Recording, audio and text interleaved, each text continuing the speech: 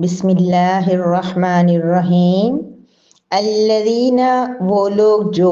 ينفقون خرچ کرتے ہیں، اموالا مال، ہم اپنے، باللیلی رات کے وقت، والنہاری اور دن کو، سرًا چھپ کر، وعلانیتاً اور علانیہ طور پر سامنے، پس لہم ان کے لیے، اجر ہوگا، ہم ان کا، عند پاس، ربی رب کے، ہم ان کے، واو اور لا نہیں ہوگا، خوفن کوئی خوف، علی اوپر، ہم ان کے، واو اور لا نہ ہی، ہم وہ، یحزنون غمگین ہوں گے۔ الذین ينفقون اموالهم باللیل والنہار، جو لوگ اپنے مال دن اور رات کے وقت خرچ کرتے ہیں، سرًا وعلانیہ، کبھی چھپا کر اور کبھی علانیہ طور پر خرچ کرتے ہیں، فلہم اجرہم عند ربہم، ان کا اجر ان کے رب کے پاس محفوظ ہے، ولا خوف علیہم ولا ہم یحزنون، ان پہ نہ ہی کوئی خوف ہوگا اور نہ وہ غمگین ہوں گے۔ نحمدہ ونصلی علی رسولہ الکریم، اما بعد، سورہ بقرہ کی آیت نمبر 274 ہے، جس میں اللہ رب العزت انفاق فی سبیل اللہ کے لیے مزید ہمیں ابار رہے ہیں، مزید ترغیب دے رہے ہیں۔ اس کی ریزن یہ ہے کہ یہ پوری جو مخلوق ہے، یہ اللہ رب العزت کا ایک کنبہ ہے، ایک حدیث قدسی کا مفہوم ہے، جس میں اللہ رب العزت، نبی کریم صلی اللہ علیہ وسلم نے فرمایا کہ اللہ رب العزت قیامت کے دن انسان سے یہ کہیں گے کہ اے انسان، میں الفاظ جو ہے وہ بالکل سیم نہیں ہیں، مفہوم حدیث مبارکہ کا بیان کر رہی ہوں۔ اللہ رب العزت انسان سے کہیں گے کہ اے انسان،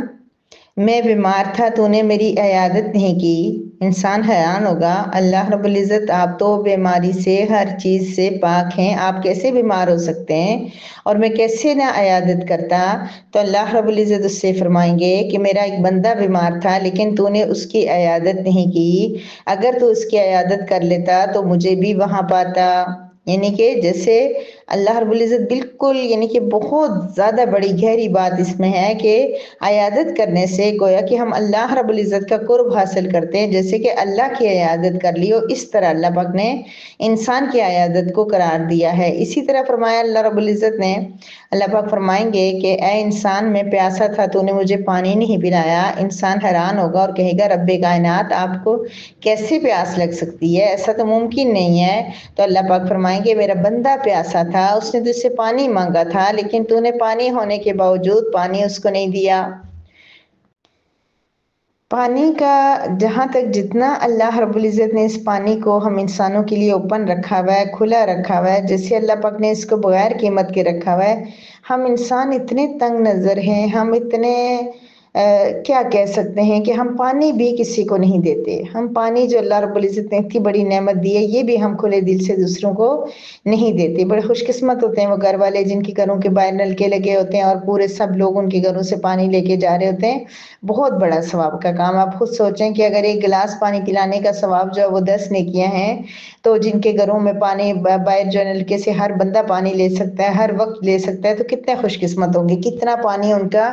ان کے گھر سے جاتا ہوگا اور کتنے اجر کے مستحق ہوتے ہوں گے۔ پھر اسی طرح اللہ رب العزت فرمائیں گے کہ میں بھوکا تھا، تو نے مجھے کھانا نہیں کھلایا۔ انسان کہے گا اللہ پاک آپ کیسے بھوکے ہو سکتے ہیں، آپ تو اللہ رب العزت ہیں۔ تو اللہ پاک فرمائیں گے کہ میرا بندہ بھوکا تھا، تو نے اس کو نہیں کھلایا، اگر تو اس کو کھلا دیتا تو مجھے بھی وہیں پاتا۔ تو گویا کہنے کا مقصد یہ ہے کہ اللہ رب العزت نے انسان کو کھلانے پلانے، انسان کی عیادت، انسان کی خدمت کو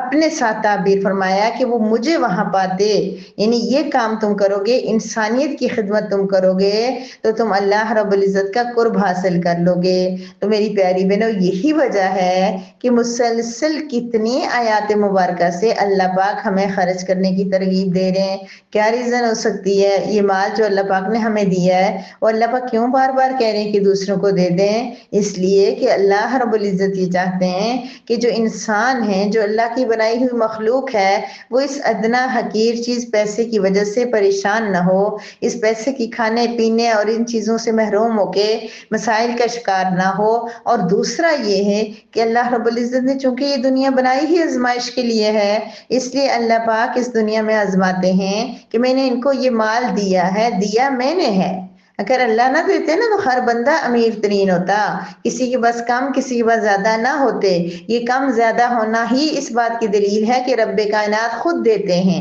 کسی کو کم اور کسی کو زیادہ، کسی کو دے کے آزماتے ہیں اور کسی کو لے کے آزماتے ہیں۔ تو اللہ پاک نے پھر فرمایا کہ تم انسانوں کو پھر اللہ پاک نے آزمائش کی کیٹیگری رکھی کہ یہ پیسہ جو ان کو اتنا پسند ہے، اس پیسے سے جو انسان کو اتنی محبت ہو جاتی ہے، یہ انسان کی ضرورت بن جاتا ہے، پھر اس کو یہ اللہ رب العزت کی محبت میں کہاں تک خرچ کرتا ہے، کتنا اللہ کی محبت میں۔ اپنی ذات کے لیے تو انسان دیتا ہی ہے، کچھ بدقسمت لوگ ہوتے ہیں جو اپنی ذات پہ بھی خرچ نہیں کرتے، لیکن اوورآل انسانیت میں سے جو لوگ ہیں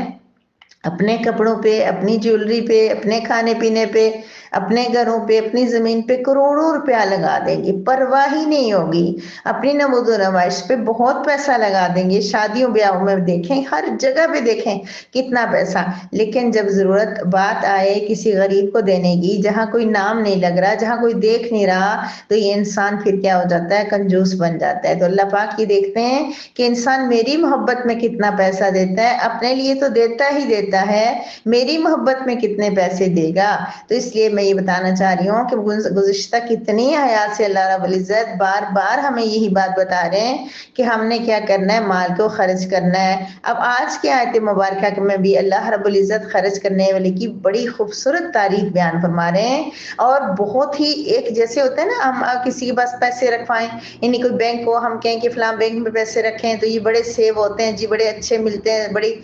جو اس کے ساتھ وہ لگتا ہے سود وغیرہ لگتا ہے، یا اس کے ساتھ کوئی فلاں جو آج کل سود کے ہی مختلف نام رکھے گئے ہیں وہ لگ کے ملتا ہے، تو انسان بڑا خوش ہوتا ہے کہ اچھا سیو ہے، اچھا فلاں دے دوں مجھے واپس مل جائیں گے۔ اب یہاں پر اللہ پاک کی تسلی دے رہے ہیں کہ جو لوگ اپنا مال دن کو یا رات کو، کوئی تخصیص نہیں ہونی چاہیے، رات کو کوئی ضرورت مند آتا ہے ان کے پاس پیسے ہیں، وہ یہ نہیں انتظار کرے گا کہ میں دن کو دوں تاکہ کوئی دو چار بندے بھی دیکھ لیں، وہ رات کو ہی اسے دے دے گا، نہ یہ کہ دن کو کوئی مانگے اور وہ انتظار کرے کہ ان رات کو چھپا کے دوں۔ نہیں، جب کسی کو ضرورت ہے، جب کوئی محتاج اس کے پاس آتا ہے، جب اس کو بندہ کہتا ہے تو وہ کیا کرتا ہے؟ اس کی مدد کر لیتا ہے، سرًا و علانیہ، کبھی چھپ کر لیتا ہے تاکہ ریاکاری کا شائبہ نہ ہو، اور کبھی اعلانیہ کر لیتا ہے، زکوٰۃ وغیرہ دکھا کے دے دیتا ہے تاکہ دوسرے لوگوں کو بھی ترغیب ہو۔ تو ہر حال میں خرچ کرنا اس کا مقصد ہوتا ہے، وہ اللہ کے دیے ہوئے کو اللہ کی مخلوق پہ لٹاتا رہتا ہے۔ تو اس کے لیے اللہ پاک نے بڑی خوبصورت بشارت سنا دی، ان کا اجر ان کے رب کے پاس ہے، ان کا اجر ان کے رب کے پاس محفوظ ہو گیا ہے، وہ اللہ رب العزت کے پاس ہے۔ تو جو چیز اللہ کے پاس محفوظ ہو گئی ہے، جو اللہ کے پاس موجود ہے، وہ تو ہر حال میں انسان کو ملے گی، اور پھر صرف وہی نہیں ملے گی۔ ہم گزشتہ آیات مبارکہ سے پڑھ رہے ہیں کہ گناہ بڑھا کر اللہ پاک دیں گے 700 گنا تک بھی، اور اس سے بھی زیادہ بڑھا سکتے ہیں۔ 10 گنا تو زیادہ وہ ہے کہ ہر حال میں اللہ پاک 10 گنا زیادہ اجر دیتے ہیں اور اس کا بدلہ دیتے ہیں۔ تو اللہ پاک یہ فرما رہے ہیں کہ جو لوگ، اور پھر اس حدیث آیت مبارکہ کا شان نزول بھی ہے۔ شان نزول کا مقصد یہ نہیں ہوتا کہ آیت مبارکہ صرف اسی بات کو اجاگر کرنے کے لیے ہے، لیکن ایکسپلین کرنے کے لیے وہ بیان کرنا بہتر ہوتا ہے۔ حضرت ابوبکر صدیق رضی اللہ تعالیٰ عنہ نے جب یہ گزشتہ آیات مبارکہ سنی، جن کے اندر اللہ پاک نے انفاق کی بہت زیادہ فضیلت بیان فرمائی، تو کہتے ہیں کہ ایک ہی دن میں حضرت ابوبکر صدیق رضی اللہ تعالیٰ عنہ نے 40 جو ہے وہ دینار، یا اس طرح جو بھی ان کی وہ دینار تھے وہ خرچ کیے۔ 10 انہوں نے دن کو، یا 10,000 تھا، یا 4,000 دینار حضرت ابوبکر صدیق رضی اللہ تعالیٰ عنہ نے اللہ رب العزت کے راستے میں خرچ کیے۔ 1,000 دینار دن کو، 1,000 دینار رات کو، 1,000 سب کے سامنے، 1,000 چھپا کر، اور اللہ رب العزت کو ان کی بات اتنی پسند آئی کہ باللیل والنہار سرًا وعلانیہ فرما دیا۔ اسی طرح یہ گزشتہ آیت مبارکہ سن کے حضرت مصعب بن عمیر رضی اللہ تعالیٰ عنہ نے بھی بہت زیادہ جو ہے وہ دینار اصحاب صفہ کو بھیجے۔ حضرت علی رضی اللہ تعالیٰ عنہ نے بہت زیادہ چوہارے وہ ان کو بھیجے، تو یعنی صحابہ کرام تو فوراً ہی عمل میں لے کے آ جاتے تھے. تو ہم لوگ تو سوچتے ہی رہ جاتے ہیں، اور اتنے عرصے میں جو ہمارا وہ اسٹیمنا، یہ جو ہمارے اندر جوش ہوتا ہے وہ بھی کم ہو جاتا ہے. تو یہ اس کے شان نزول ہے. لیکن اللہ پاک اوور آل فرما رہے ہیں کہ جو لوگ بھی اللہ کے راستے میں دن کو اور رات کو چھپ کر یہ سامنے خرچ کرتے ہیں، ان کا اجر ان کے رب کے پاس ہوگا، ان کے رب کے پاس ہوگا، ان کو ضرور ملے گا. میری پیاری پیاری پیاری بہنوں، میں نے آپ سے کہا تھا کہ یہ آیت مجھے بہت پسند ہے، آیت کا یہ جز مجھے بہت پسند ہے. لا خوف علیہم ولا هم یحزنون، اس کا مطلب یہ ہوتا ہے کہ نہ کوئی خوف ہوتا ہے مستقبل کے بارے میں، کل کیا ہوگا پتہ نہیں، میری بچوں کے نصیب کیسے ہوں گے، میری بیٹیوں کے نصیب کیسے ہوں گے، میں بیمار نہ ہو جاؤں، میں محتاج نہ ہو جاؤں، میرے پیسے ختم نہ ہو جائیں، میری جاب نہ چلی جائے، فلاں فلاں فلاں فلاں مختلف ہمیں فیوچر کے بارے میں اندیشے لاحق رہتے ہیں. ہر ٹائم ہم سوچتے رہتے ہیں کہ کل کیا ہوگا. یہ خوف کی کیفیت ہوتی ہے. حزن یحزنون، غم کیا ہوتا ہے، میرا فلاں فوت ہو گیا، کاش وہ زندہ رہتا، وہ وقت کیسا تھا، وہاں مجھ سے کیا ہوا تھا، میں کیسے بیمار ہو گئی تھی، کیا تکلیف، ماضی کی پریشانیاں، ماضی کے غم، ماضی کی تلخ یادیں، یہ چیزیں ہمیں غمگین کرتی رہتی ہیں. تو قیامت والے دن اللہ رب العزت نے قرآن کریم میں مختلف جگہ پہ یہ فرمایا کہ کچھ لوگ ایسے خوش قسمت ہوں گے، نہ ان کو وہاں پہ کوئی خوف ہوگا کہ کل کیا ہوگا.